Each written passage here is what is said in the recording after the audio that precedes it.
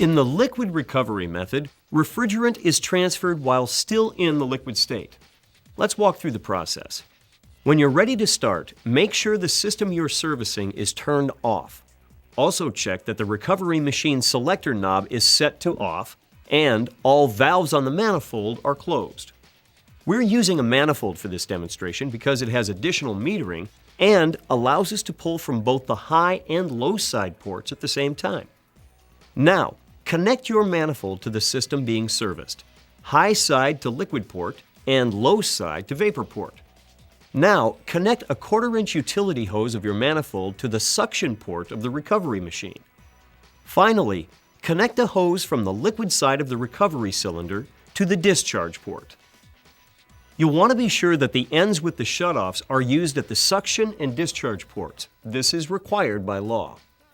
We're using 1/4-inch hoses like these Yellow Jacket +2 hoses.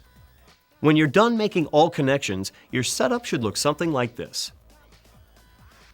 Before beginning the recovery, purge all hoses of non-condensables. Now, open the liquid valve on the recovery tank.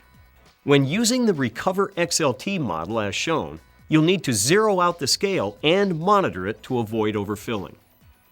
DOT regulations mandate that tanks cannot be filled beyond 80% capacity. You're now ready to turn the recovery unit on. Next, turn the selector valve on the recovery unit to liquid. Open the high side valve and the utility port on the manifold. The unit will recover until the low pressure switch shuts down the unit and the lamp indicates recovery complete. This is an important feature of the Yellow Jacket Recover XLT recovery units.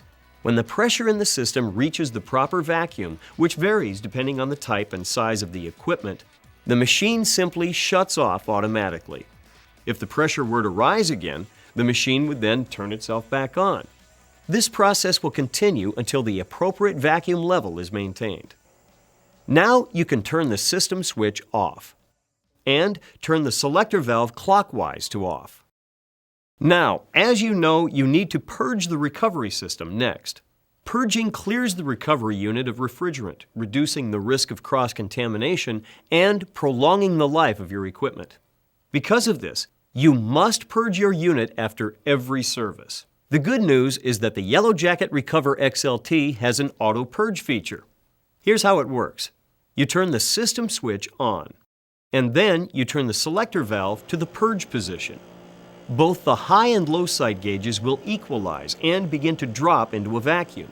This lets you know that the purge process is working. When the unit again shuts down and the lamp indicates recovery complete, then your liquid recovery process is complete. And those are the basics of liquid recovery.